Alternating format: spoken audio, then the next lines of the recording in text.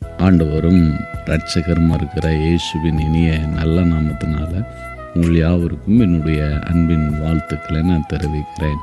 இந்த நாளில் கூட ரோமருக்கு எழுதின நிருபம் 12ஆம் அதிகாரம் 12வது வசனத்தில் நம்பிக்கையிலே சந்தோஷமாக இருங்க, உபத்திரவத்தில் பொறுமையாக இருங்க, ஜெபத்தில் உறுதியாய் தரித்திருங்கள்.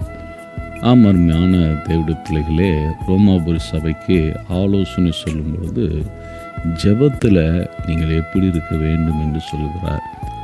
நம்முடைய ஆண்டவராக இயேசு கிறிஸ்து கூட ஜெபத்தை குறித்து கற்றுக் கொடுக்கும் பொழுது ஜெபத்தில் நீங்கள் எப்படிப்பட்டவர்களாக இருக்க வேண்டும், எந்த மாதிரி பேச வேண்டும், எந்த காரியங்களை நீங்கள் செய்யக்கூடாது, இதெல்லாம் அவர் சொன்னார்.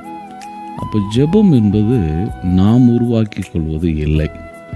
ஜெபம் என்பதையே தேவன்தான் உருவாக்கி கொடுத்துருக்கிறார். அப்போ ஜெபம் நான் உருவாக்கி இருந்தால் தான் என்னுடைய மாடலில் நான் செய்யலாம். ஆனால் ஜெபம் என்பது நான் உருவாக்குனதல்ல, தேவன் எனக்கு உருவாக்கி கொடுத்தது. நான் பதிலை பெறுவதற்காக தேவன் உருவாக்கி கொடுத்தது. அந்த ஜெபத்தில் நீங்கள் எப்படிப்பட்டவர்களாக இருக்க வேண்டும் என்றால் உறுதி உள்ளவர்களாய் இருக்க வேண்டும் என்று சொல்கிறார். அருமையான கர்த்தருடைய பிள்ளைகளே, உங்களுடைய ஜெபங்கள் ஒரு சார்புடையதாக இருக்க வேண்டும், ஒரு அர்த்தமுடையதாக இருக்க வேண்டும், அதில் ஒரு உறுதி இருக்க வேண்டும். ஆண்டவரிடத்தில் நான் கேட்கிறேன், நிச்சயமாய் அதை எனக்கு தேவன் செய்வார். பாருங்க, லூக்கா எழுதின சுவிசேஷ புத்தகம் 1ஆம் அதிகாரம் 13வது வசனத்தில் அங்கே சகரியா என்கிற ஒரு தேவ மனிதர் இருக்கிறார். அவர் வயது மூத்தவராக இருக்கிறார், வயது சென்று கிழவனையாக இருக்கிறார். அவருடைய மனைவி ஒரு கிழவியாக இருக்கிறாங்க. ஆனால் அந்த மனிதர் என்ன ஜெபித்து கொண்டிருக்கிறார் என்றால், எனக்கு ஒரு குழந்தை வேண்டும் என்று ஜெபிக்கிறார். ஆனால் அவங்க குழந்தை இல்லையேன்னு சொல்லி ஒரு குறிப்பிட்ட ஸ்டேஜுக்கு மேலே ஜெபத்தை நிப்பாட்டலை.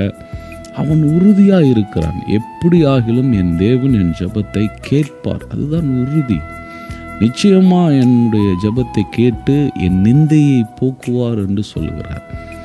அங்கே எலிசபெத்து சொல்லும் பொழுது என் தேவன் என் நிந்தையை நீக்கினார் அப்படின்னு சொல்கிறார். அருமையான தேவனுடைய பிள்ளைகளே, எவ்வளவு உறுதி என்பதை பாருங்கள். யாக்கோப்பு கூட ஆண்டவரிடத்தில் ஜெபிக்கும் பொழுது, நீர் என்னை ஆசீர்வதித்தால் ஒழிய நான் உம்மை போக விட மாட்டேன். இந்த உறுதியை தான் தேவன் ஜெபத்தில் எதிர்பார்க்கிறார்.